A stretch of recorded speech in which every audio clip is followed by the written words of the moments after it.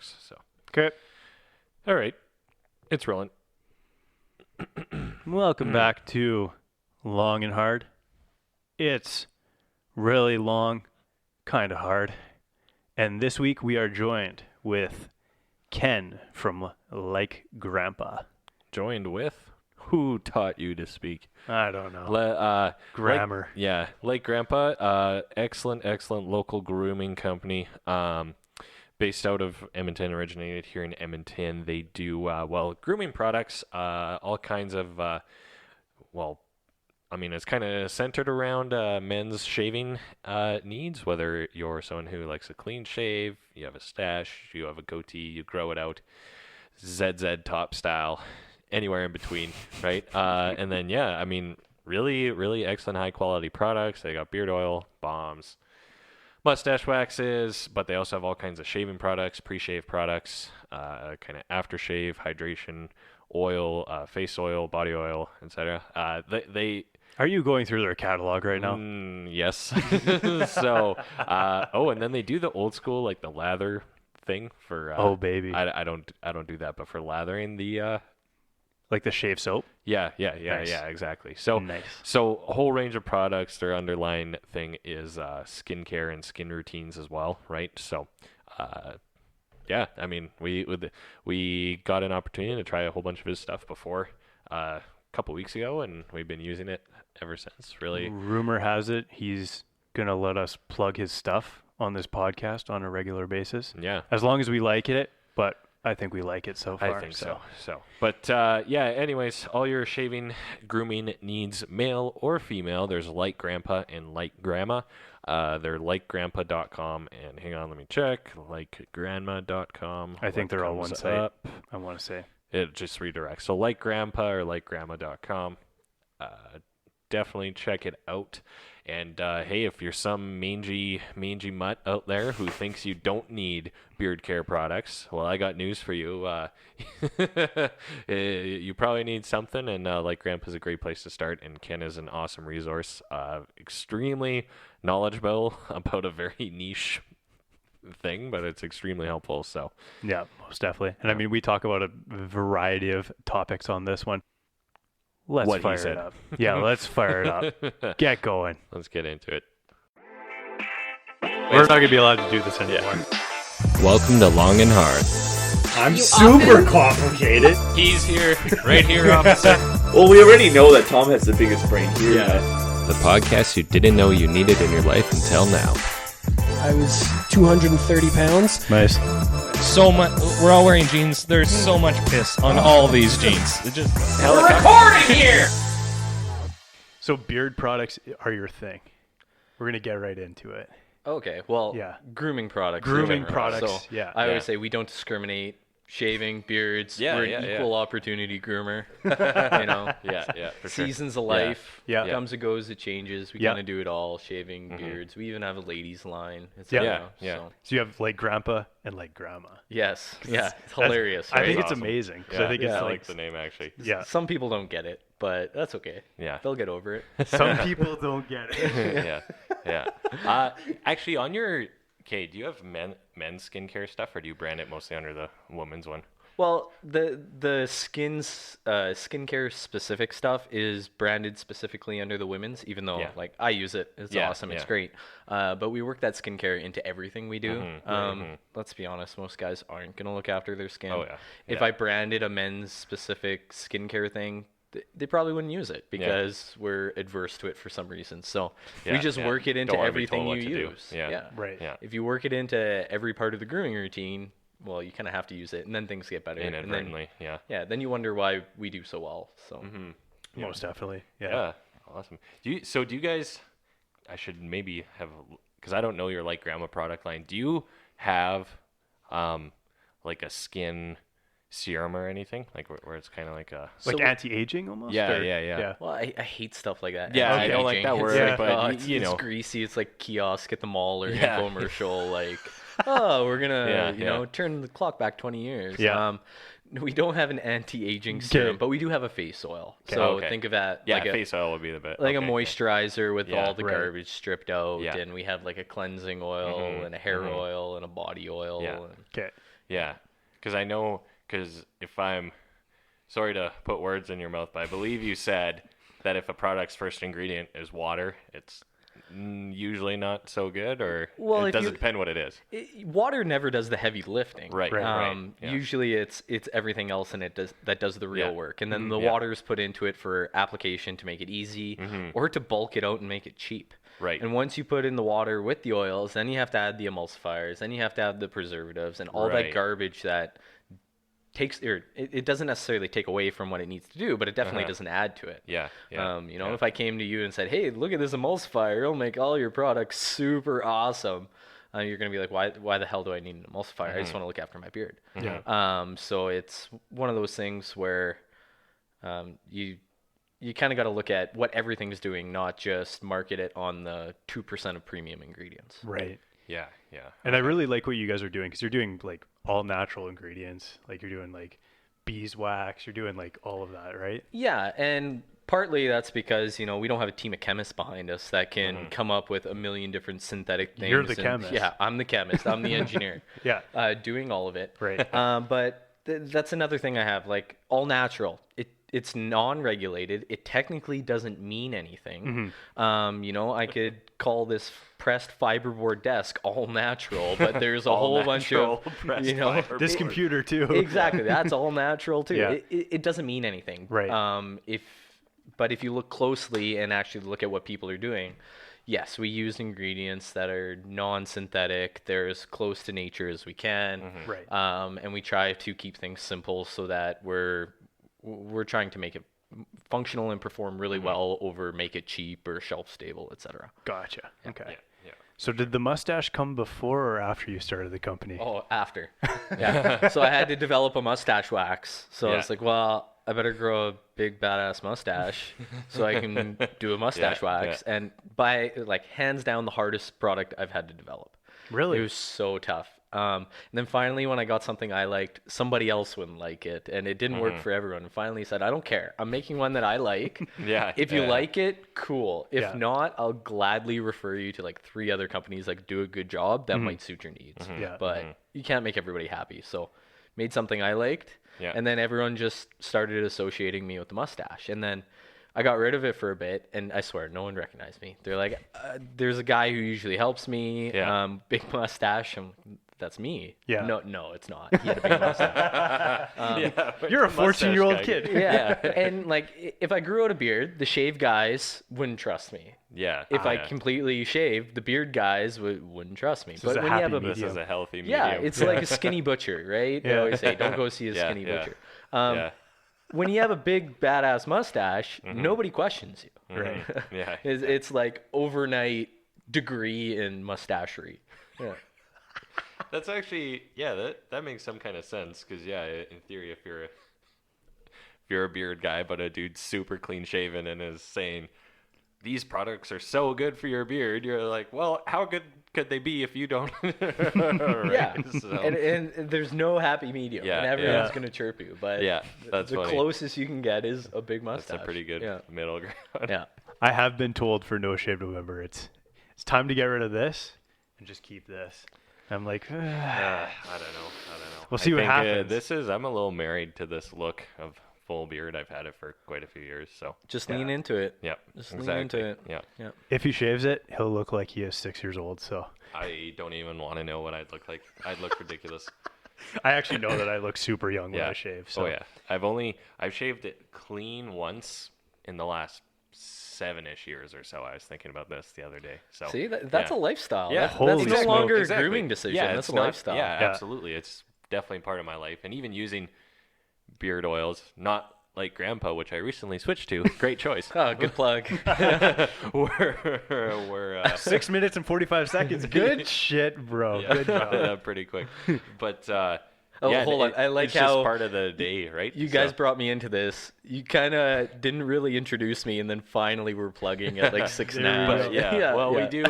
Like I said, we do our intros after, so they'll know who you are by the time they hear this. Oh, for sure. So, there you go. But it's totally a lifestyle. Leading up to Movember, now it's all going to be, oh, you getting a head start? Like, oh, you starting early? Aren't you cheating? It's like, no, this this mustache is a lifestyle. Yeah. It's not coming off. Yeah. Yeah. Maybe if we raised a ton of money for a local charity, What's your number? I would consider. I don't know. If you guys raise an absurd amount, Yeah. I'll consider it. Interesting. I don't know what that threshold is. Okay. What do you think an absurd amount would be? Where it's For a mustache shave? yeah. How long have you had it? Like how long have you Let's just say 3 years. Okay, so 3 years. It's been a constant thing. 50 grand? 50? Okay. If you guys raised 50G, I would shave it off in a heartbeat. Okay. For a local charity. So his number's lower than 50 yeah, grand. yeah. You kind of really 49 oversold that. But I'm glad I 48. didn't anchor that with a lot of Shit. So it's lower than 50, but higher than 5? See, I'm not giving you nothing now. This is for charity. I think you. I think you made your bed. We might have to make a team. You know how like people do the No Shave November team? Yeah, and they raise money for it's prostate cancer, I believe, right? Well, it's Movember, which benefits men's health, prostate, etc. Yeah. Yeah. I believe prostate was the original, but it's sort of expanded a little. Like it's kind of all encompassing, if I'm not mistaken. I think you're right about No, that. So. I don't know the sources for sure, but I think like men's health in general, the largest killers of men are like suicide, which is mental health, as well as prostate cancer and health like that. So, I think it turned out to be a little bit more all-encompassing than just prostate cancer. And you get to rock a sick mustache for a I month. guess, right. I mean, well, sick is a relative. Yeah. You get to not shave your mustache for most guys, right? Yeah. Like if you're starting from square scratch one. here. Yeah. We had the conversation actually when we met for coffee. Yeah, the trick is you kind of let it all grow out and then you pick away at it because it gets worse before it gets better. Yeah. It always gets worse before it gets better. Yeah. I feel like I'm actually in the intermittent stage again. Yeah. And it's either, it's kind of like do or die time where you just got to not care or you do the trim and then you're See, I feel I'm in the intermittent stage between going like really long or just like decent beard, if that makes sense. Gotcha. But I want to actually try to really go balls to the wall, really stay committed to my cause, achieve my dreams. And we're goals both behind you. of, He gets to sell you more beard product. yeah, exactly. I get to laugh at you. It works for everyone. So yeah. There you go. Yeah. I don't know. I was because the hairdresser I go to, they also do like shaves and trims and stuff, and I was like, well, I should probably get into professional. I've decided I want to get it professionally cut just because I screwed up and stuff sometimes and whatever, right? And want it to look a certain way. Yeah. But then as I was going through, pictures of like men's beards 2019 of like what I wanted it to look like to show her, right? I realized I want it quite a bit longer. Like it didn't make any sense to trim it. So I'm on a journey, so I'll keep everyone posted. It is a journey. It is. Yeah. There's no end. It's just what you want it to be. Very true. I think that's life in general, though. Here I go getting meta. Yeah. Whoops. 10 minutes and 15 seconds in. Yeah. New record. Meditating. Yeah. So my question for you was, because you're the entrepreneur embodied now, like this is your company, you're doing this full time now. When was it that you decided to jump ship from, because you were an engineer previously in the previous life, we'll call it. When was it that you were just like, time to go all in? Yeah. Well, I don't know if there's ever a point like time to go all in. I don't think it's ever, a line in the sand and then you make the huge jump. I think it's you're inching closer, and then you eventually cross. Right. When we started this was never supposed to be something full time. This was never supposed to be our career. It was going to be a side hustle, maybe some side cash, a creative outlet, and really just an opportunity to grow and learn things. Right.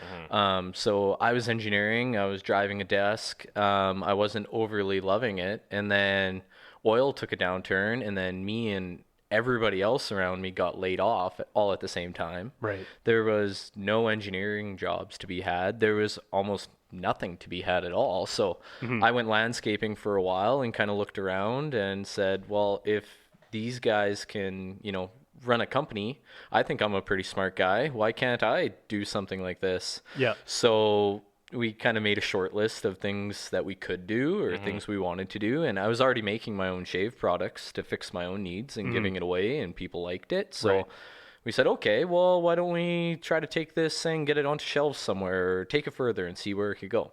And then in the meantime, I went back to engineering, found another desk to drive, and we got better and better at what we were doing. People were liking it. We did not just shave products, we did beard products, we did a few other things. We were scratching a lot of our own itch. And then kind of came to our Christmas season, and we were so busy. Me and the wife sat down and said, well, why don't we try making a run of this?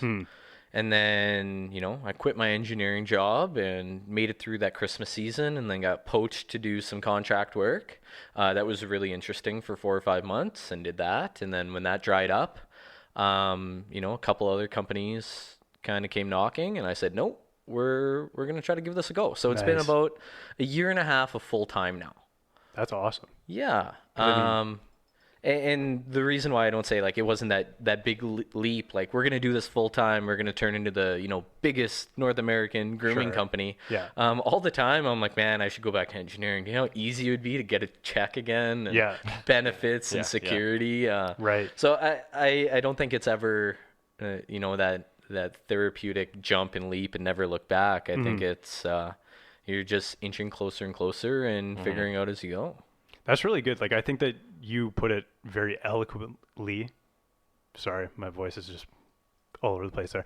Eloquently, in that you started it as kind of a passion, a love for what you were doing, right? Before you, because some people are just, I'm going 100% into this, and it's not out of the love of what they're doing, and because it's not really meeting their own need or something like that. And I think that for you was you were doing something that filled a niche and a need for yourself, and then jumped into it when, well, you saw like traction because what you were making was a good product overall, right? Yeah, and it was meeting our values. Like everything we were making was a way for us to express what we valued, and people were liking that, and we were growing, and it was meeting all that fulfillment side. So we're kind of going in that direction. Yeah. If I had a desk job that also was that fulfilling, I'd probably still be engineering.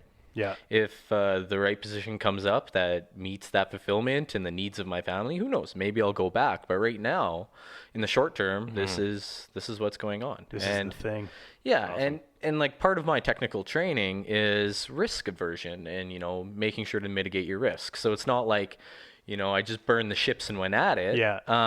This was a discussion we had over months, over years, whatever, before we made that jump. Yeah, that's very interesting because, you have those internet gurus, because I'm sure you're fully aware of those guys, right? Yeah. Who are just like, go all into this, like, like you said, burn the boats. Remortgage your house, quit your job. Yeah. You have $5,000, put it all into this, like that sort of thing. And I like how you're very more logical about your approach, for sure. Which I will say there is value into burning the ships. Like when you have to get something done and everything's on the line, you're going to get it done. You're going to find a way. You're going to figure it out. Yeah. If the pain is big enough, you're going to figure out a way to get through it. But I would probably say a lot of the people who are consuming what a number of those gurus are throwing out there are passively consuming it, not intentionally. They're just looking for a way out of their situation, and this is the convenient thing that comes around, rather than saying, actually, this is what I like to do. This is what I've been doing in my free time. This is what I'm enjoying. This is the way I want to go. It's just, whoever it is with X amount of followers has done it. They don't see the survivorship bias of a million people who, have lost their house and everything else going after some of this. They see the one or two who are big on social media, and they think that they want it. Definitely. Well, that's a good way of putting it, for sure. Because I just kind of laugh at the social media. Everybody's an entrepreneur in 2019. Everybody is but guru or yeah. has their coaching course or whatever. Oh, yeah. you know, right? So, make money online. Yeah. blah, blah, Everyone's blah. always selling you something. And if it was that easy, everyone would be doing it. yeah.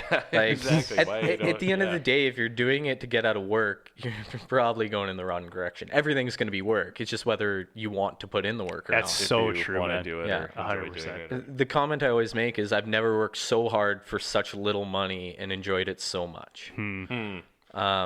Because if I was to break yeah. my effort into an hourly wage, it would be third world. Yeah. 100%.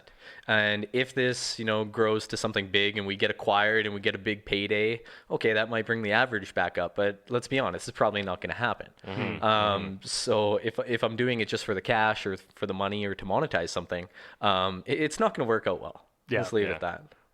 Wrong motivations. So because you had been doing it as a hobby before, did you not were conventional shaving products or what was available just not up to your quality or up to snuff for you, or was it just you enjoyed tinkering and making things? Why did you start it as a hobby, I guess? Yeah, I think it's probably a little bit of both. I couldn't get a decent shave, especially under my jawline. Right. As an engineer, I'd have to, wear a collared shirt, and it would be terrible. You get ready to go to the Christmas party, you go into work for a big meeting, you throw on a collared shirt, and your neck just irritates you all day.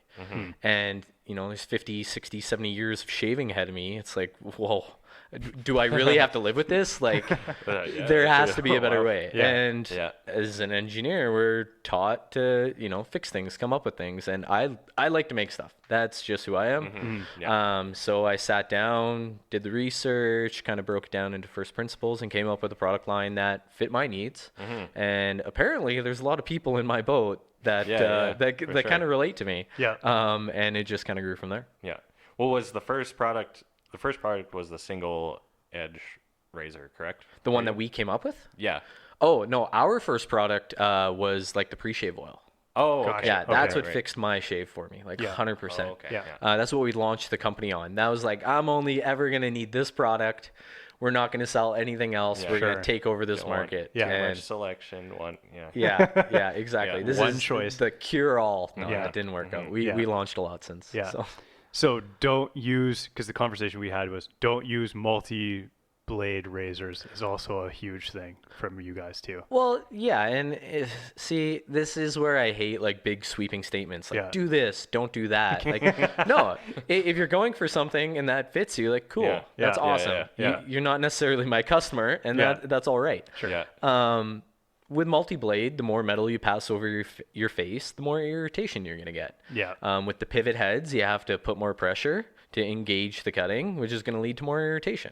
So if you're coming to me complaining about irritation and you don't want to get away from, multi-blade, we'll throw Gillette under the bus here. Yeah. Gillette products, watch, I'll get a letter in the mail. Yeah, here we go. Don't piss them off.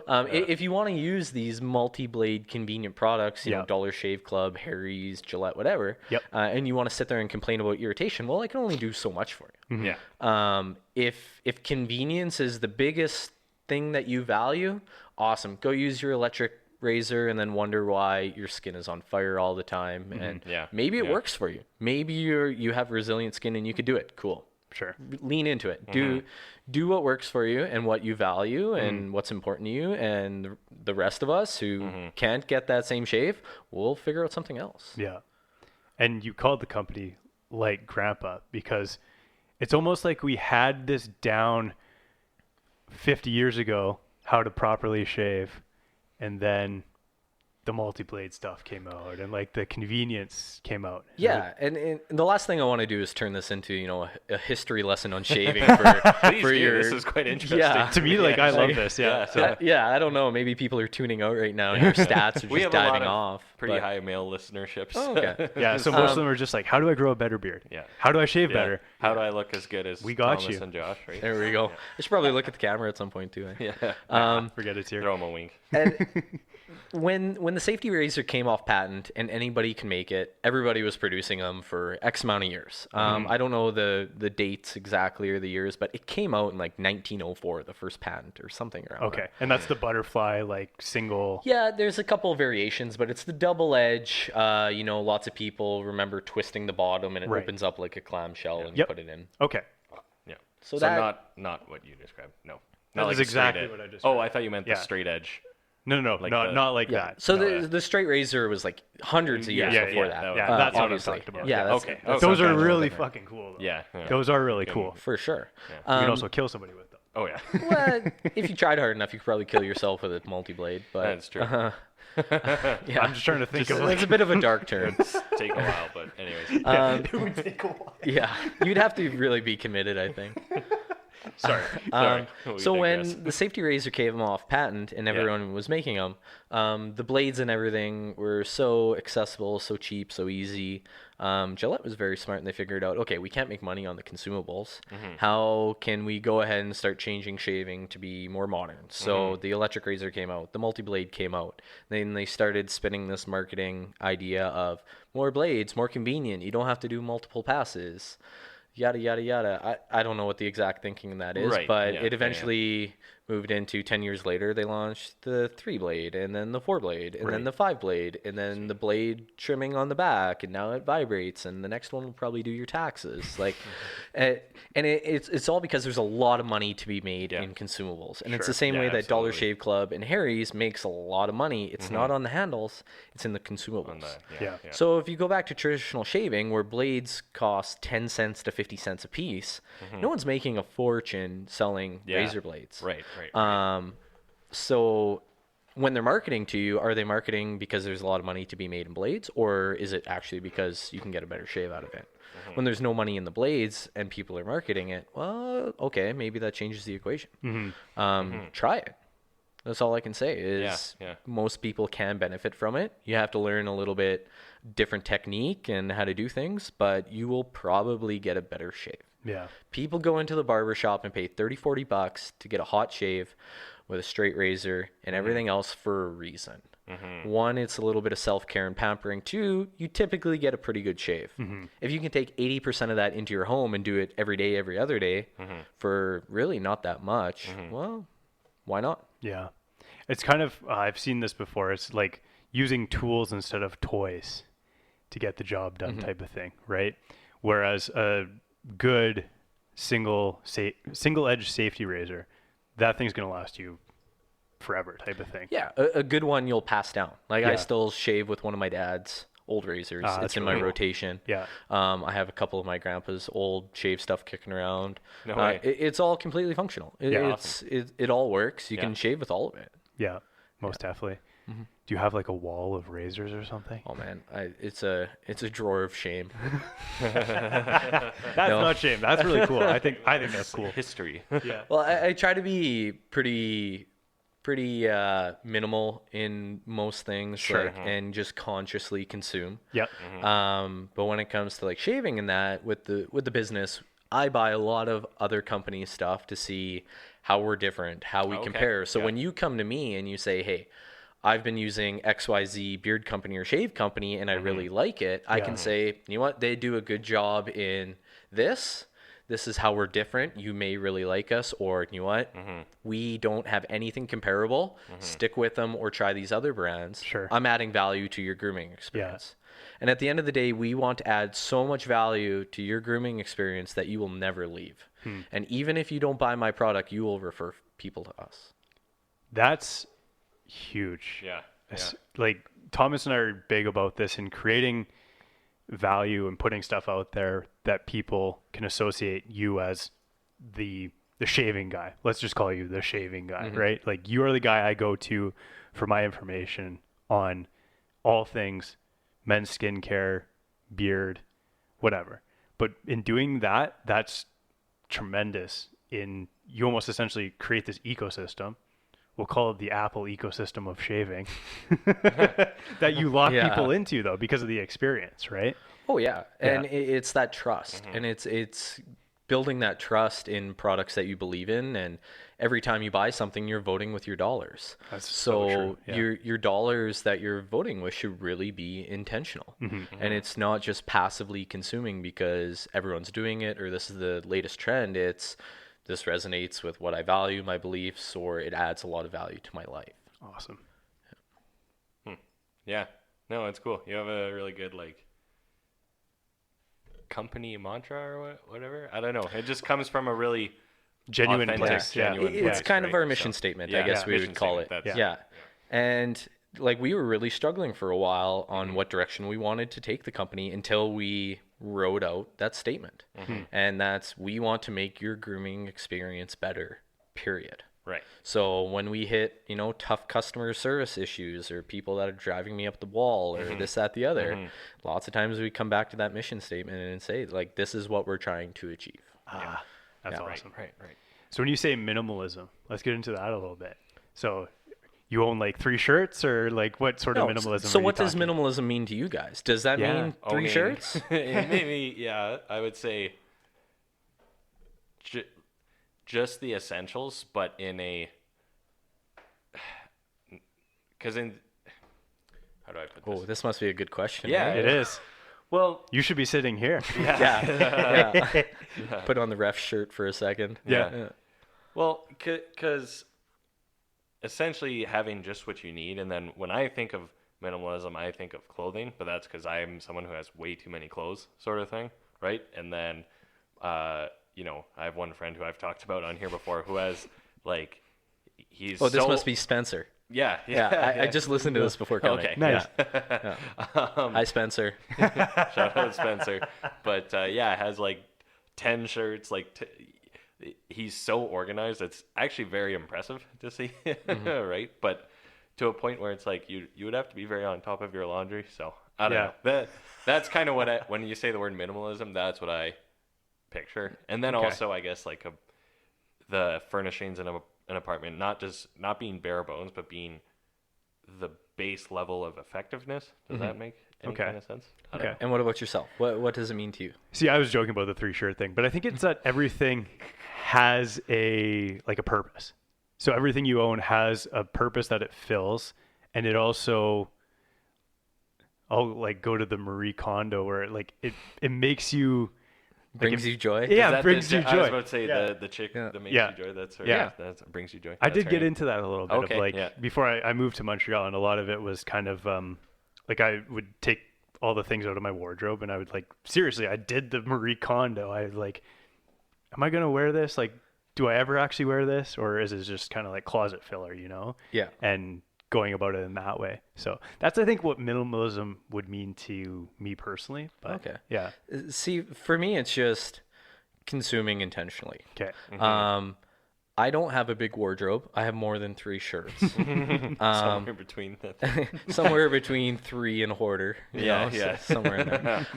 But I think it's just being intentional with what you consume. Okay. To the point where you're just not passively buying things, retail therapy. Like when I walk in here and I don't see a whole lot of stuff on the wall, a whole lot of furnishings other than like 9 chairs. Like this is pretty minimal furnishings. So someone could walk in and say, oh, like you're pretty minimalist. True. So we also did just move in. I need to buy some art, but do you need to? That's the I question. would like to. But There you go. There you Oh, but we have our long and hard decal. That's right totally here. right here. Yeah. Post-production, don't you worry. Yeah. Yeah. It'll look perfect. Yeah. I think it's just about making space in your life by cutting out the excess and what's not important. Yeah. If to use the Marie Kondo analogy, if something doesn't bring you joy, then why are you doing it? That's fair. Yeah. It's just cutting out the things that don't matter to make more room for the things that do matter. Clothes.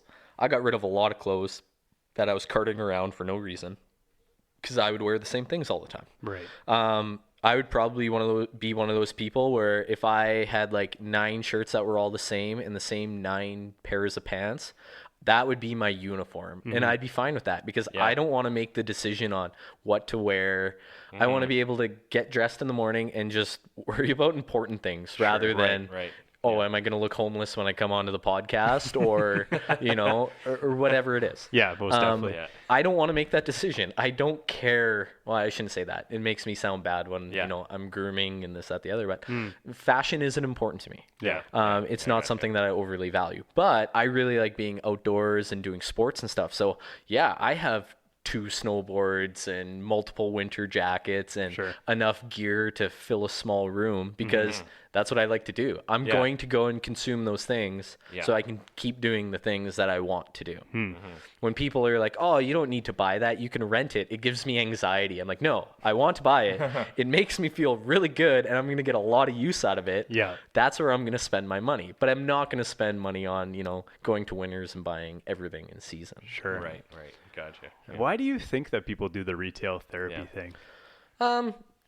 I don't know. This is a good question. I bet you, like, all of us are probably guilty of when things are tough or stressful or this, that, the other, you look for small wins. Whether that's, eating out excessively, buying things that you probably shouldn't have, sugar addiction. I like pop. I can't buy it because I drink it.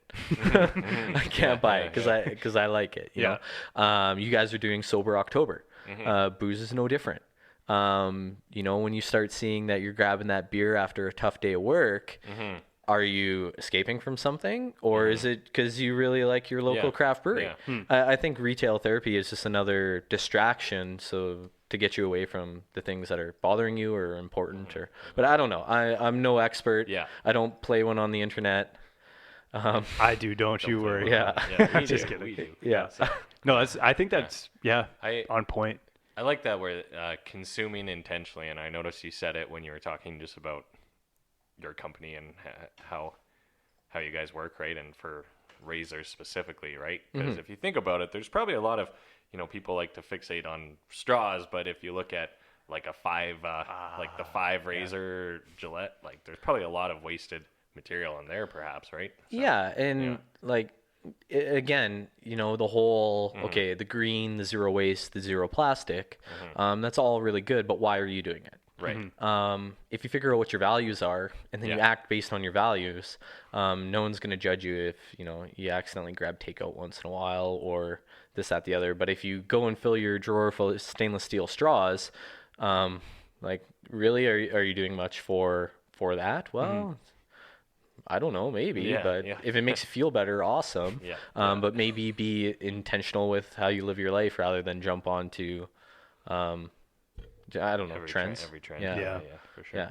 I will honestly say, in my entire life, have never used a straw in my house. Like, I'm going to have something to drink and grab a straw. I've never once done that until my wife and I lived together and she was having like a smoothie and she grabbed a straw. I'm like, what are you doing? Like, that's just a cup. And then she gave me they were stainless steel. Because she was conscious about it. Sure. And I'm like, oh man, this is awesome. Like, where have I been all my life? I was just going to say, you have a mustache, so right? Straw is a little bit confusing. I'm like, work well, So again, just being intentional and know why you're doing things, not just do them because they're the next buzzword. I think that's really good. Yeah. And I think you could take that a step deeper. And when we talk about these gurus, we all kind of like to shit on Tim Ferriss and Gary Vee and this and that. And I think a lot of it comes out because people aren't actually listening to what they're talking about. They're just jumping on this bandwagon and emulating them. So like Gary Vee, the whole hustle mentality. I don't want a life where I'm working 24/7. That's not a life I want to live. But if you listen to what he talks about, he's saying, like, go out, work hard, put in your time, don't be entitled. We miss a lot of that because we see everybody on social media going rah Gary Vee. I just work 24 hours straight. Like, you get the surface level stuff, I guess, or whatever. You don't even really listen. So exactly, and it's consuming that value that he's putting out there intentionally. And I don't agree with everything that he says, but there's a lot of things that he says that I do agree with. I don't have to like the guy to agree with a few things that he says, because I hated him for the longest time. I just didn't want to like him. And then you sit down and actually give him a chance and say, okay, this is where we line up. Yeah, that's very true. Absolutely. I think everybody has something they can teach you. Hopefully. Like, everybody has that, like, even as a whole, maybe you don't like the overall person, but there is something that you can learn from that person and take from it and build yourself better because of it. Oh, definitely. Yeah. I would definitely agree with that, but that takes a lifetime to figure out. Yeah. I don't know. I've definitely thought about it a lot more, because you know how people are like, I'm not going to talk about politics, but like, X person is, I love them, or X person, I hate them. but there's still good qualities about them. Yeah, and I'll be careful to tiptoe the line here. You guys are roping me into No, the I was just going to political say, speak. before the podcast, we were like, no politics. Yeah. And this is what I hate when people identify with, red, blue, Sure. orange, whatever. Yeah. I'm NDP. I'm conservative. Yeah. I'm liberal. Yeah. I'm green. Yeah. When you don't intentionally look at what you value and what they're representing, you're just choosing a sports team because they're local. And we are not going to touch on local sports teams. No, At no, all. no. But I see the point you're making. yeah, Sure. and it's like everybody's going to have crossover on things that they value. Yeah. And it's too bad you can't do a little bit more a la carte and say, you know what, I like this that you're doing. I like this that you're doing. I like this that you're doing. Yeah. Why can't we all get along? Yeah. Yeah. Wow, we're all just people, man. I know, right? Yeah. Oh, the card. I like that. I Most like that. definitely. Cool. So not very much motivational reading material in your bookcase then maybe. Maybe more so like more actionable stuff. Maybe. Yeah. I don't know. I hate reading. Okay. Reading's not my jam. So I listen to a ton of podcasts, ton of audiobooks. I listen to things usually like 2x, like super fast while I'm doing other things because I consume a lot. So I do that all the time too. And he's like, I can't do that. I don't like it. It gets, the voices get too squirrely. I just get too focused on that. I can't do it. That's fair. Yeah. My wife's the same way. She's like, I can't handle this guy's voice when it's sped up. Yeah. Not you guys. I'm just in general. Don't listen to this on 2x. Actually, I was trying that. You guys aren't bad. Oh, Yeah, really? It's Are not we? bad for the most part. We do have cadence, so we don't speak super Too fast. quick? Yeah. Yeah. There, So- there has to maybe- be some regularity. Yeah. Maybe some people are like, get on with it. Yeah. I don't have the patience. Yeah, Like yeah, I yeah, can't yeah. sit there and listen to all the pauses. And, 100%. I guess, yeah, I yeah. can't listen to Joe Rogan because Joe Rogan speaks like this Yeah. at 1x. It, I'm like, it no. drives me wild. Like Yeah. I'm sorry, but I don't have the time to listen to your pauses. Yeah. Yeah. I'm probably gonna glaze over 50% of what you're saying and pick out the points that I really want to hear. So Yeah. 2x works for me. I can get on board with that. You're over there. Yeah. Yeah. Screw you guys. Start I'm doing gonna sit your over mental calisthenics. You know. Start at 1.25. Here. Yeah. Work your way up. Yeah. Honestly. To be honest with you though, I do slow it down when there's like a really good point. Yeah. I do slow it down. Yeah. Or like trying to listen to like Dr. Rhonda Patrick on like health. Yeah. She's like super technical and has like 90 doctorates. And like her vocabulary alone, I'm listening at like 0.5, I think. Just trying to comprehend Trying to get everything. the word- get yeah. the word, It's like yeah. I don't know what's going. And then I got to take a nap after because it's just so heavy. No, 100%. Yeah, I don't know. What I listen to and consume is kind of all over the map. Yeah. Yeah. Awesome, man.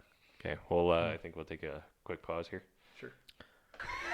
Which I believe only affects us algorithmically, if you will. So, Yeah. but We don't get those 1 cent from all of our that we views. would be getting otherwise. So, Yeah. but yeah, I don't know. I was actually thinking, you know, that kind of like. I would have to play it for you, but kind of like, we'll be right back in a moment, like do something like elevator that. music Yeah, kinda thing? elevator Yeah. music. Exactly. Thank you. Like lobby or elevator music, and yeah, something like that. Just That stuff's probably in the public domain. so there's probably something out there, right? Oh yeah. Or like they don't care enough to come after you. exactly, or- exactly. Yeah, exactly. Or just use like "She'll Be Coming Around the Mountain" because I think that's public domain as our theme song. But yeah. Not to plug another podcast, but By all means. Garner Andrews from Sonic. Okay. They have a podcast, the Lawn Chair Profits. Okay. And they had Okay. they had music at the start of it that was like written by USS or something, and it's just like a temporary podcast theme song. Oh, okay. And you have to listen to it. I'm not going to give it justice, Awesome. but like Okay. the temporary song is just hilarious. Okay. So yeah, definitely Cool. don't take Yeah. it too seriously. Awesome. Yeah. That's good. That's good. It's is that the like bald dude. Who, Yeah. Yeah. Okay. Yeah. Cool. Yeah. Is it just him or like Him the- and his co-host Co-host or whatever. Bryce Kelly. Nice. Yeah. Okay. I like listening to those two. They're Yeah, pretty he's funny. a good Do they just personality. kind of banter and Yeah, stuff? they and- just. okay. I think probably a lot of it is they take stuff from like the morning show and then just keep running with Run it with it. off air. Yeah, or- that you don't Yeah. have enough time or whatever. it's pretty funny. Definitely give it. Give it. Interesting. We'll give it a try. Yeah. a Yeah. listen. I'm not a huge Sonic listener, but yeah, no, I see a lot of radio personalities doing that. So I don't know. Maybe give it a try. I way think to- he's one of the better. Oh better, yeah, I would say personalities. he's pretty funny for sure. Yeah. Yeah, it's a good way to kind of span out too from just the radio. Yeah. Well, I think you can kind of get into waters that you're not allowed to on the air, On right? the radio. Yeah. Exactly. Yeah. Probably true. Yeah, Um, we are the radio now. yeah, yeah, taking over. We are the frontier.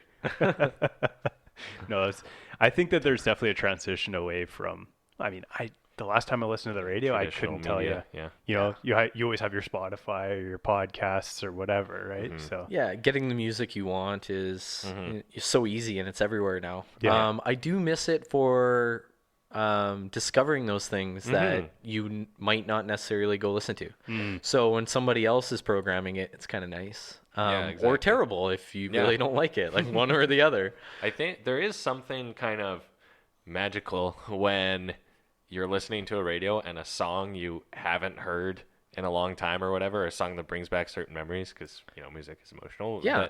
That you weren't expecting, and it's a very unique feeling. And then you're like, oh shit, oh damn, I love this song, or this song reminds me of this or this person or whatever. Yeah, or right? you're So like, I've never heard this, and Yeah. you crank it up, and Yeah. then you're singing this along at is a my red new- light. This yeah. is my new anthem. Yeah. right. Oh, So, 100%. Yeah, I actually get a lot of my news from the radio. So Okay. I'm on a big information diet where I don't watch the news. I try to stay Yeah, off social yeah, media. okay, yeah. It's a necessary evil when you run a company. yeah, That's kind of where people want you to come and engage. But I try to get my news lots of times from the radio just because it's Yeah. Gotcha. a little bit more local. They still pull out some of the big headlines nationally or internationally. And they only have a couple seconds to get it out. So you're not You get getting the these. cliff notes, Yeah. give me the essentials. That's Yeah. actually, there's something to that. Yeah, because I would say that's probably where I feel like I inadvertently hear a lot of news is discussion on the radio or other Or even on podcasts, yeah. They start talking Yeah. about, oh, did you hear about this or whatever, right? Yeah. So, yeah, definitely. Yeah, I'm very much on board with that diet of, Yeah. news can be pretty negative sometimes. Yeah. So Oh, for sure. And it's that, again, I don't know if this is going to be the theme, but that intentional consumption. Like yeah, in the marketing, the advertising, the social media, like all your news, if you're just passively taking all of it in, what are you ending up with? yeah, you almost overload. Yeah, it's just so much noise. Yeah, So much noise. that's so Versus- true. I'm going to go, I care about what's happening in this industry, so I'm going to read about it or whatever. Yeah. Et Yeah. cetera. So, And then there's that idea of like, really at the end of the day, you don't need to know much outside your sphere of influence. Like you don't have to be an expert on what's happening in the Middle East because really at the end of the day, like it affects us, but it's not integrated into everything that you're doing. You should probably be aware. Yeah, And you yeah, should yeah. probably have an idea of where you stand on policy or, Yeah. what's happening so that be a aware global citizen, I guess. I yeah, don't know, yeah, right? be a So- good global citizen Yeah, because we can't sure. afford not to, especially Yeah, when yeah. we're, leading the way as, first world Yeah, countries. yeah, But sure, sure. at the end of the day, I don't think anyone's going to pull my Canadian citizenship because I fell behind on world affairs. Like, Yeah, Yeah. yeah. Yeah. Trying to figure my life out, let alone everything else. Yeah, exactly. I Yeah. got I was a gonna lot to say. worry about right Yeah. here. So Yeah, exactly. I was gonna say I almost think that humans can't really fathom information on that global scale because we're we're meant to be tribes of like 100 versus Exactly. right? Yeah. So, Yeah. Yeah, Yeah. now we congregate in cities of millions. Yeah, Yeah. it's Yeah. a strange thing when you truly think I'm about it. supposed to be in a village with 50 people. Yeah, Yeah. to go buy some land and some cows and live in the woods and throw out your cell phone, right? So- Yeah. If I talk to a girl and she rejects me, it's the end of the world. I'm gonna get ostracized from the group. Yeah. Shit. Need a new tribe. Time to migrate. Yeah, exactly. Actually, there's a really good book kind of about that, Sapiens. Okay, I yeah, can't I've remember read it. who it's. I've read it. I downloaded it as an audiobook. Okay. And like I use the public library for audiobooks. Okay. Amazing, by the awesome. way. Like Edmonton Public Library. My Right. English is poor. Library. Shout out. You're doing a really good job. Go check them out. You can Nice. more or less download all the stuff you want for free with your membership. Online? Yeah, and What? yeah, you can get all of these audiobooks. Yeah, sometimes you got to wait a month for it to come in, like big inconvenience. Yeah. You get it for like 21 days, listen to it, and return it without having to go into Is the it library. on? I have an How app. do you only get? Oh, okay. Yeah, it's via an app. Nice. Wow. Yeah, I did it's not know unreal. that was a thing. You don't have to pay for like an Audible subscription or anything like that. You don't have to give them, $15-30 a month, whatever it is, in American dollars, which might as well be like $1 million Canadian. Yeah, exactly. Yeah, Well, use the paying library. Gold nuggets. Yeah, it's unreal. Yeah. And Sapiens I picked up, Okay. and it talks about like the evolution of like how people came about and how we ended up here. And I'm not going to do it justice, but from a guy who consumes a lot of business stuff to go and consume that science portion was fun. It was good. To change it up. Cool. Nice. I that didn't even cross my mind that I like audiobooks because I just don't really enjoy sitting and reading Yeah. that much. I do it here and there. I but- fall asleep yeah. instantly. Yeah, but no, that's pretty smart actually. That's Yeah. gonna look at. I have some googling to do after. There's a life hack. yeah, it's a life hack. Yeah, exactly. Use the library. And it's not pronounced library. And read it at 2x. Yeah, There you go. Listen at 2x so Listen at that you 2x. can return it faster and I get my book. All right. The moral of the story, I'm tired of waiting. 2x it.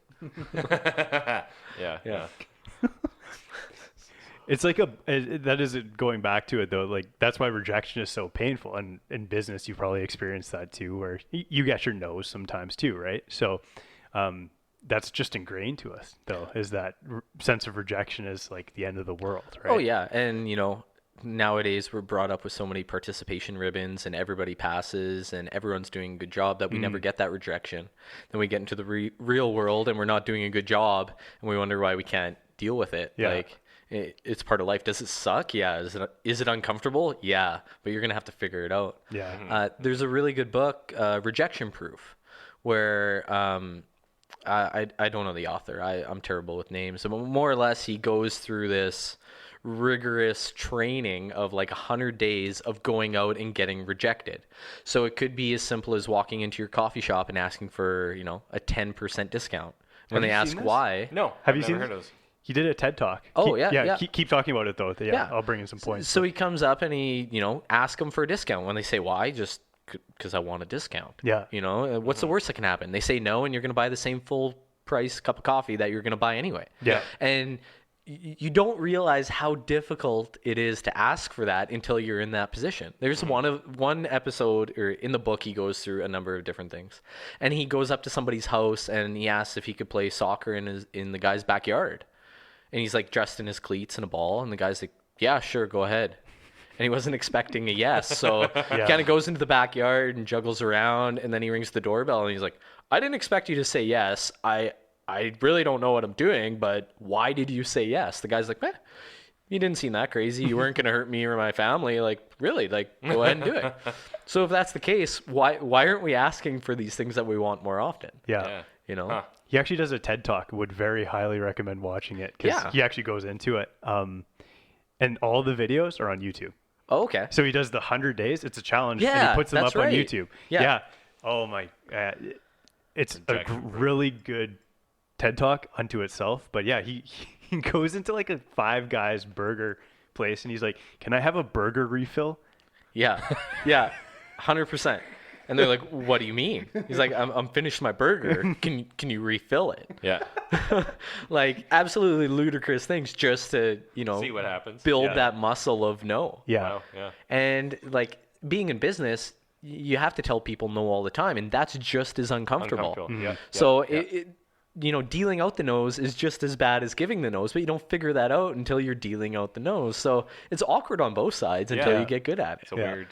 So- We're so like polite. Yeah. As humans, maybe that's culturally or societally As conditioned. Canadians, too. Yeah. Yeah. Canadians, but yeah, it's a muscle you have to build. The guy's name is Jia Zhang is probably the pronunciation. Jia Zhang. Jiang. Yeah. It's definitely a recommend. And I think it comes to this bigger idea that it's good to seek out discomfort. Like if something makes you nervous, uncomfortable, you should probably consider doing it because that's where you're going to get that growth. We shouldn't be seeking out this super easy, super comfortable, super convenient all the time because you never get better at anything. You just get more and more comfortable. Absolutely. Like that whole idea of discomfort can be really play into that growth mindset. Yeah, definitely. Or put up tests like you do and get them to meet you at 6:30 in the morning. Oh, I actually had a coffee with a guy this morning at 5:30. Okay. Yeah. There you go. Nice. Yeah. I like this. I do like this. So to give you guys a little bit of background, we came out in the Edmonton Maid catalog, and that's where you guys found me, right? Yep. So you read about us in the Edmonton Maid, and you reached out, and you're like, hey, we do a podcast. We'd love to discuss doing something with you. And we get pitched on all sorts of things all the time. And I'm like, these guys are trying to sell me on something or want me to sponsor or give them money. So I usually have a couple gates, if you will. Yeah. The first one is I ask some questions to see how much you actually know about us, to see if you just went and Googled it after I emailed you, or if you legitimately came and chatted with us somewhere or something like that. I got to pause, guys. Sorry. Yeah, sure. No worries. Life. So, okay. Yeah. So you guys found us on Edmonton Maid. Yeah. You reached out and you're like, hey, you put out a couple lines that are pretty conducive of everybody else reaching out. So the first thing I do is I respond back and see what you actually know about us. And whether you're willing to say, you know what, I don't know a whole lot, but I want to chat with you further, etc. And then the second gateway I usually have is if you're willing to meet me at a ridiculous time, like 5:30 in the morning, I'll do whatever you want. If you just want it to be convenient and easy, you're not gonna meet me at 5:30 in the morning and then it's easy. It's just gonna, you're gonna weed yourself out. So those are my two kind of gateways or gates to get in get access, because trying to say yes or no to everyone is just exhausting. So I actually had coffee with a guy today who was an engineer and didn't know if he wanted to keep engineering, and he wanted to ask questions and my experience. So I said, meet me at 5:30 at my local coffee shop. And he was there at 5:30. There you go. So we chatted for like 2 hours. Nice. Yeah. Cool. Easy as that. So if you're not willing to go out of your comfort zone and do something ridiculous to get access to someone, do you really want it? Interesting. Yeah. I like that a lot. I'm going to start instituting it in my own life. Do you have that many people reaching out to you? Every day. Every day. No, that's good. That's good. I was because I was actually a cousin. I was talking to a cousin of mine about this because he works for a ski hill in the marketing department. Everyone has a social media marketing firm, and he says it's literally several times a day. Like we can do this, and this, and it's like now we're good on that front, man. Like, but I don't know. I'm sure you get people don't realize. I don't know. You have to get outside your own head and realize, how many other pitches or whatever someone's going to get, I think. So. And that's exactly it. Like, and I didn't just, I'm just this genius who came up with these gates and that. Like, no, not even a little. I remember I got a marketing call from someone who did a really good job of saying, hey, I really like your stuff. My boyfriend's really interested in it. We would love to chat. And I was like, I gave them the benefit of the doubt. And they ended up being like a sales call from New York to try to get me on their social media marketing. And I was so mad. I was completely pissed off. Like, they totally duped me to get me on a call to try to sell me this service. And I didn't yell at the poor girl or anything like that, although I really wanted to, but it was just so unauthentic. Kind of backhanded. And it's one of those things, like, we don't value that in how we do business. We don't do that. We're not those people in the mall, slathering you in goop and playing with toys in the middle of the aisle. I listened to that episode. I'm never gonna live it down. Giving you all those samples and playing with the stupid remote car in the middle of the thing to get you in. Like, that's not us.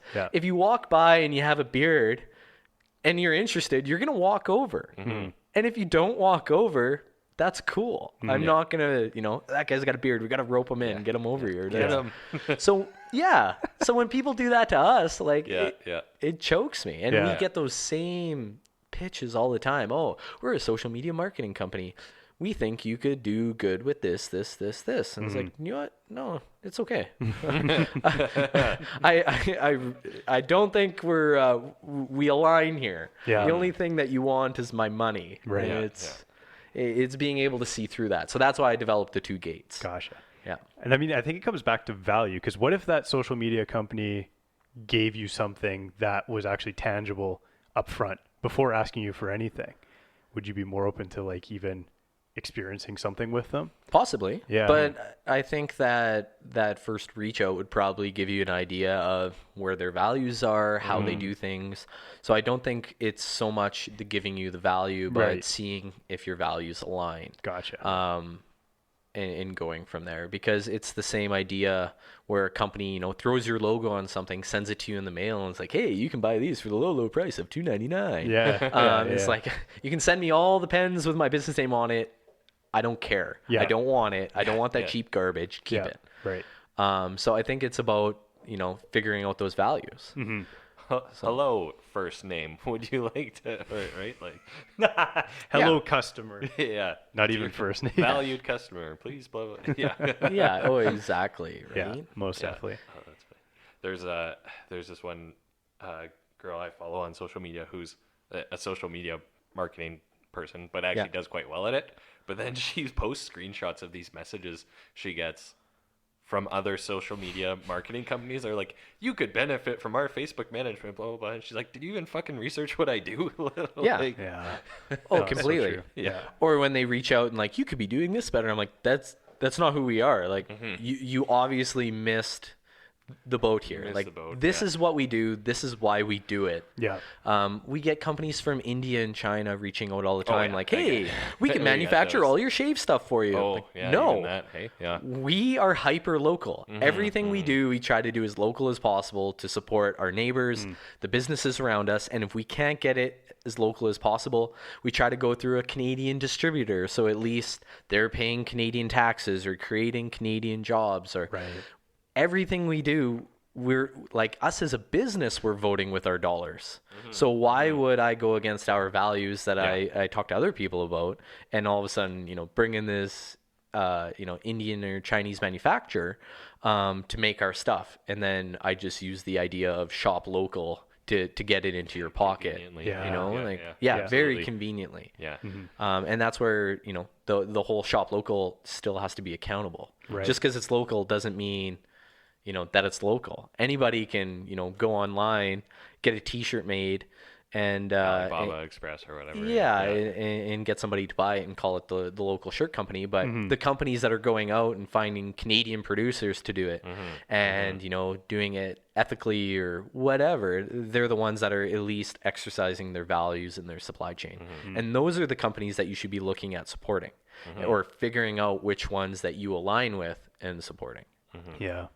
Because we were talking about it on the break. It's nicer to support somebody you actually know locally in your village than to give corporation X $10 for whatever, Oh, for sure. Yeah. But I don't think it's, you belong in group A or group B. Sure. I think it's just making those intentional decisions.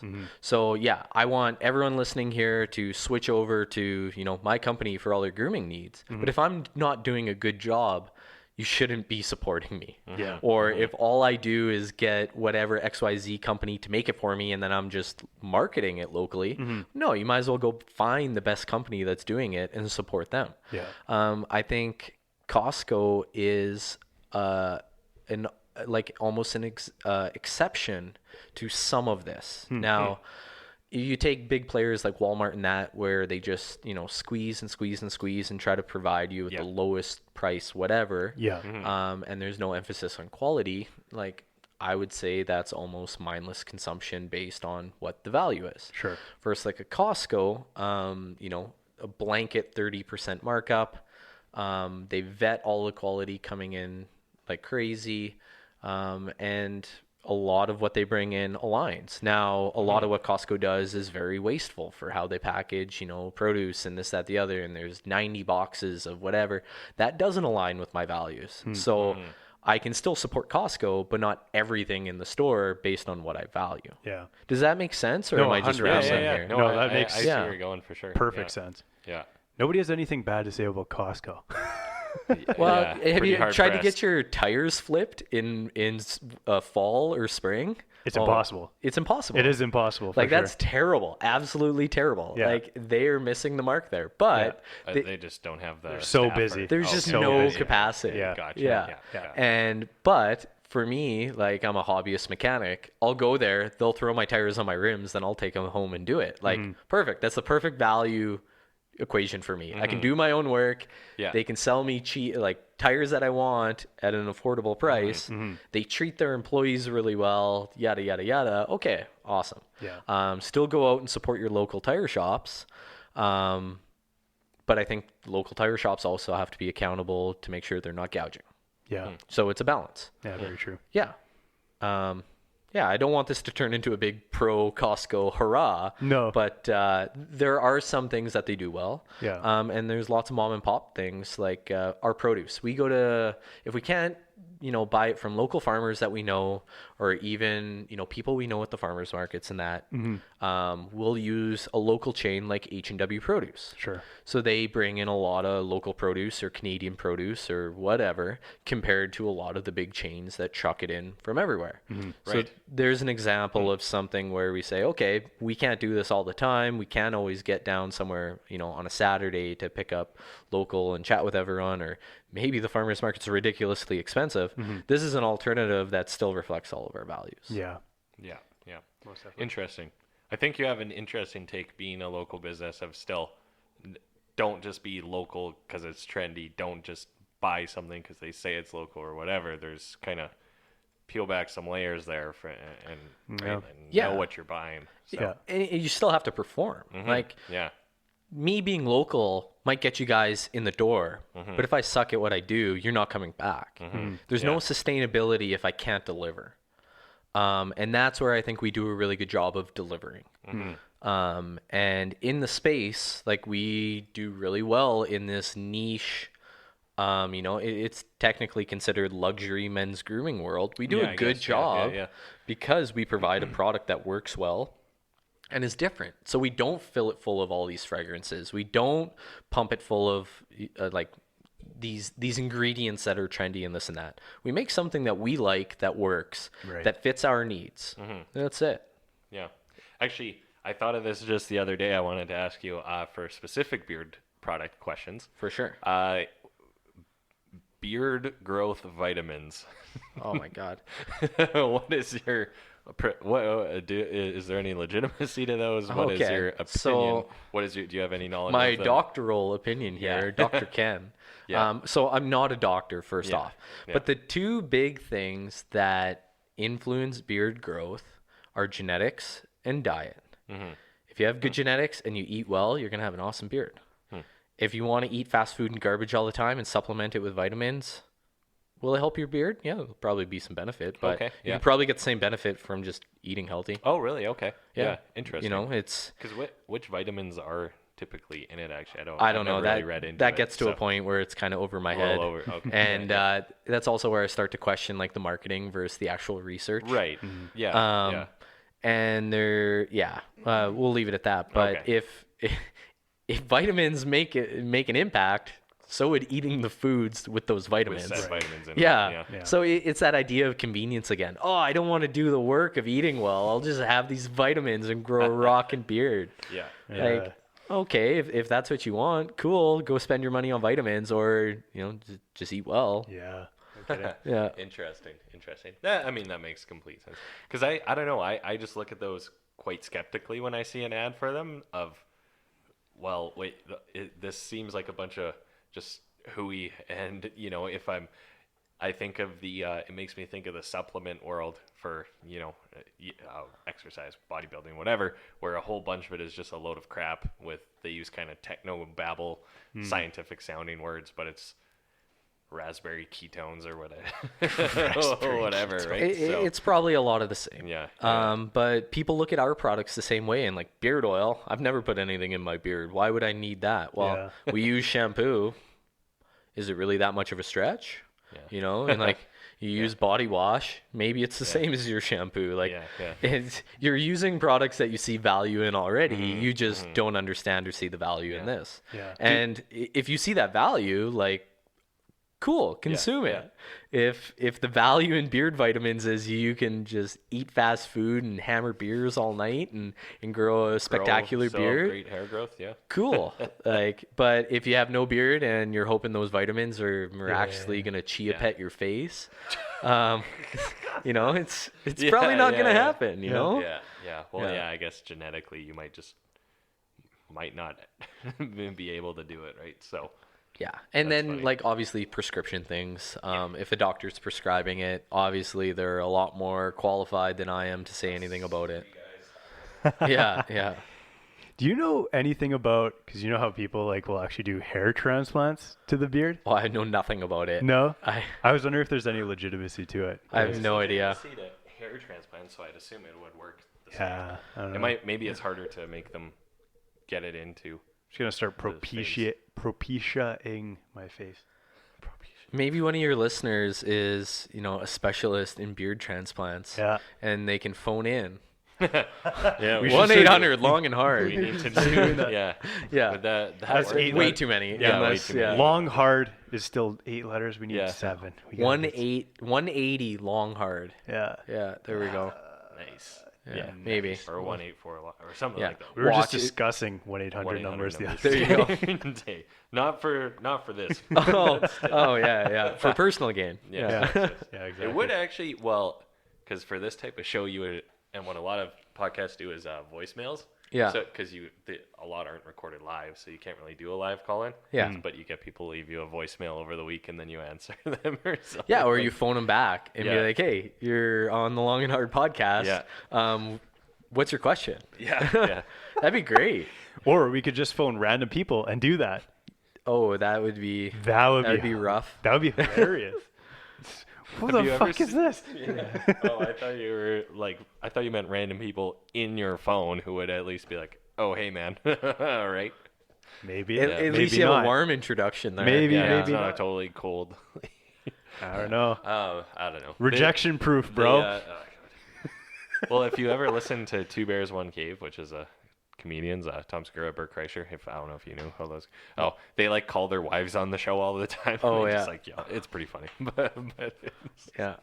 Anyway, rejection proof. We'll just go through the yellow pages. Phone your mom, hoping for like a pity conversation. She just shuts you down. She's like, I don't want to talk to you. Yeah, stop playing podcast and go back to work. Honestly.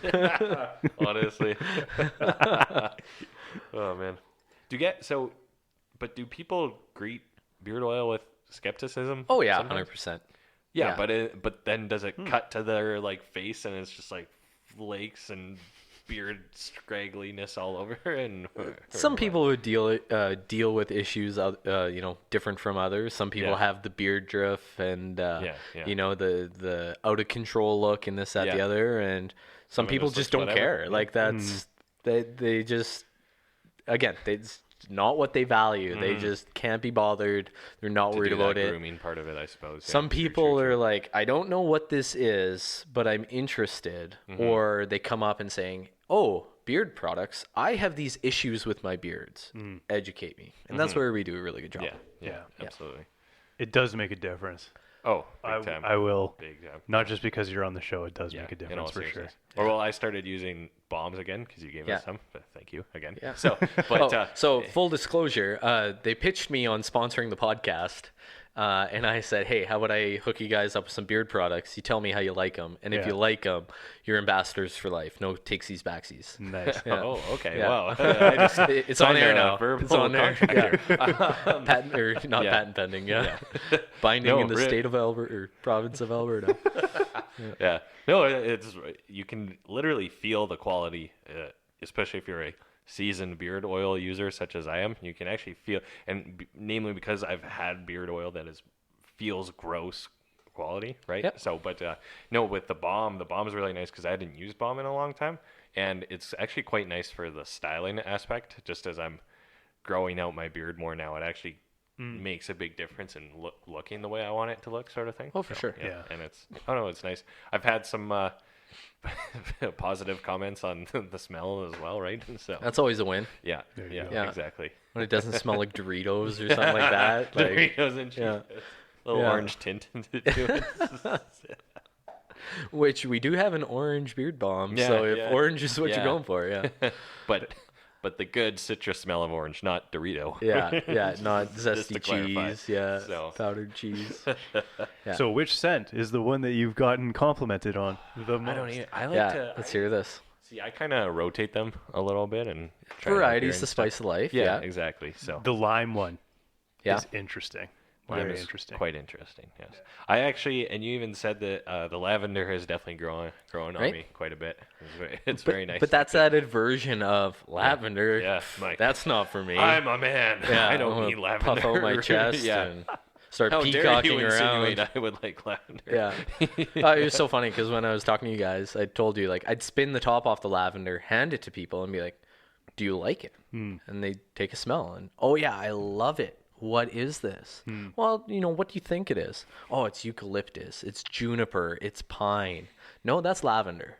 No, you're kidding. No, here's the top. I'm not lying to Yeah. you. This is pure lavender. And we just, it's this idea of what lavender is, or this unintentional, aversion to it. Association, I Yeah. guess. Yeah. Or just how we present it is differently. So we don't present it with other florals. We use a really spicy lavender so that it's not your typical French lavender. It's a very different scent. That's awesome. So all of a sudden, we blow your mind, and it's like, oh, this guy isn't making stuff up. Like he's actually invested in this, and in bringing that value to the table. Yeah. So, I was using coconut oil at one point, and that's Yeah. okay, but this is far better.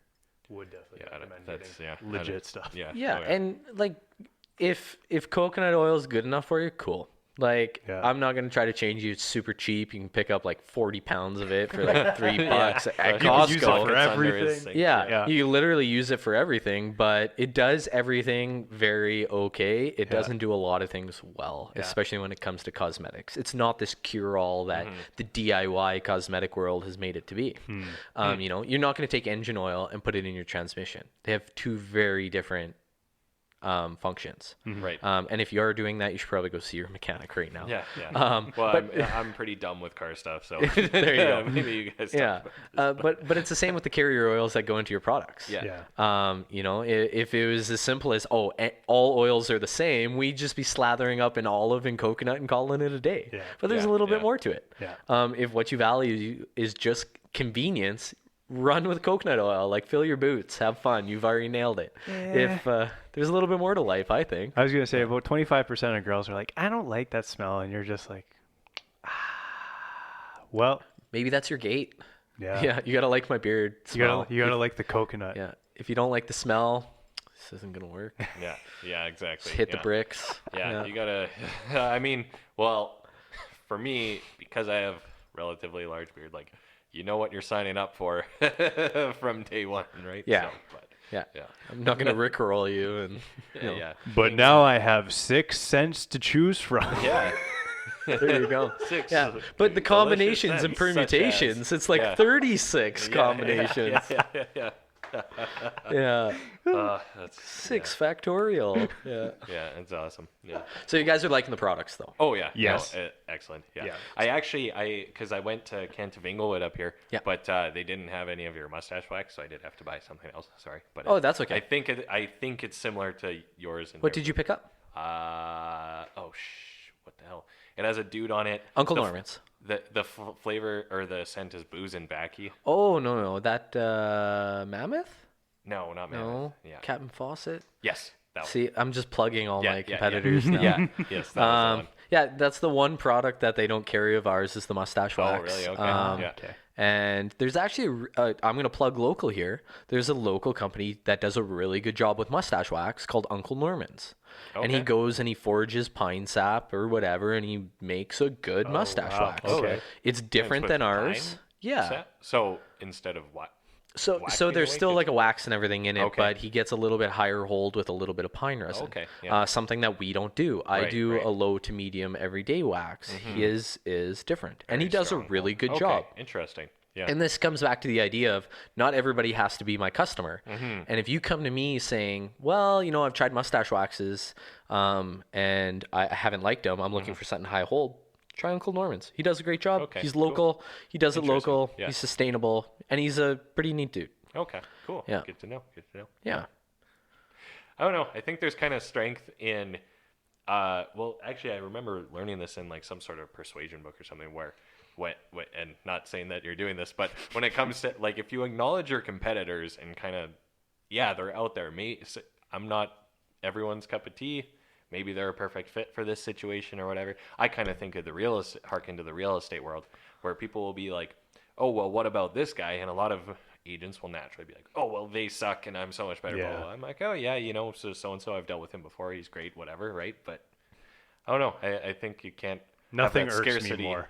mindset. Right? Nothing So, irks me more when you ask about a competitor and somebody will just shit on them. Yeah. Like, And Yeah. it, And maybe they have some flaws or whatever that you can talk about, but yeah, and you might not agree with what they do, or you might not like what they do, but they do something for a specific reason. yeah. And like in the artisan beard and shaving world, at the end of the day, we're clawing for market share from Gillette. Like I don't Right, have to yeah. sit and badmouth other people in the Yeah, the space other- because we need to all get along to move the industry forward. And quite honestly, I don't want to let those companies or people take up that much emotional Yeah. space that I have to feel threatened and talk bad about them. Absolutely. They do their thing. That's cool. People will like it. That's awesome. We're looking for people who really align with our values, and we want to serve them as best we can. That's the end of it. Yeah. Awesome. Well, on that note, that probably transitions well into where can people find, well, I know you're not really on social personally, but your products, your company, all that fun stuff. Yeah, so I've been learning the socials. So my wife runs a lot of our social media stuff Yeah, because I'm yeah. terrible at it. Yeah. But I'm trying. I'm learning. I'm getting out there. If it goes like really good content, and then like, what were they thinking? That was my post. That was definitely me. Yeah. Instagram. Thumbs in the camera or something. Yeah, somehow. it looks like it was taken through a potato, like Yeah. just stuff like that. That's usually me. Yeah. Instagram at Like Grandpa, Facebook Like Grandpa Grooming Products, or do you use @ at Facebook? I don't know. We're on the Twitter too, but not overly active at Like Grandpa. Yeah. Website www.likegrandpa.com. Locally, like Kent of Inglewood is one of our big accounts. We're at Barber Hut down the street, also one of the best places to get a beard trim in town. Okay. Nice. We're at a number of different little gift boutiques around town. Check the website for that. And our store, or our shop, Old Strathcona Farmers Market, every Saturday, aisle 9, across from our friends at the Kimchi Place. Nice. Yeah, so that's where, outside of the Christmas season, you can actually come and chat with me and engage, and where we talk to a lot of our regulars. And I don't have to work in a store 7 days a week. Yeah, So we yeah. can focus on other things. Nice. So that's our brick and mortar, and then check our also website online for anything as well, else. right? Yeah. Yeah. We ship across North America. For all your international listeners, sorry. That's Yeah. a regulatory minefield I'm not ready to navigate. Fair enough. so. I was boy. also Yeah, just I going to bet. say you're in different farmers markets and places around the year too. So you're Yeah. different towns all over. Well, not farmers markets, but craft shows. Craft shows, right, Yeah, that's so right, we'll yeah. we'll go up to Fort McMurray all the way down to I'm in Medicine Hat next week, Yeah. in Calgary, Red Deer, and then this year we're gonna make it all the way out to Toronto for One of a Kind, which Nice. is the biggest handmade market in Canada, maybe even North America, which is like 2 weeks long.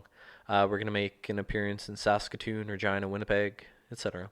So Well, kinda all of getting our out there. listeners out in Saskatoon and Winnipeg. Yeah. Check it out. Yeah. We're quite hyper local as well with this. Yeah, so. yeah. Which I reckon Yeah. as much.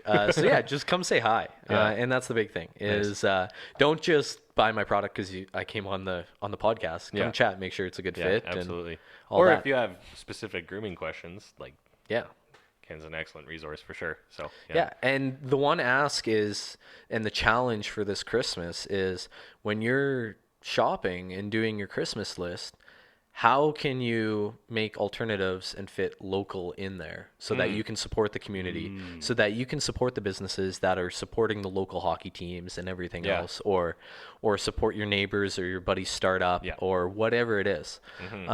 When you start looking at consuming, are you doing it intentionally, and how can you maybe fit local in this Christmas? Absolutely. I like that. We should think do that's some going to stuff be with that. Yeah. the title of the podcast too. So. What? Shop local this Christmas? No, consume intentionally. Oh, okay, yeah. Okay. That's a lot better. There we go. That is much better. Yeah. And But maybe shop. I like that idea a lot. Actually. The Edmonton Made gift catalog is a great way to start. The EDC, Edmonton Economic Development Council, something. Okay. Lots of letters. They put out this catalog to make shopping local easier and to highlight local makers. It's a great place to start. Yeah. They're online, Edmonton Made, I think, edmontonmade.com or something like that. You'll probably fact check that. Yeah.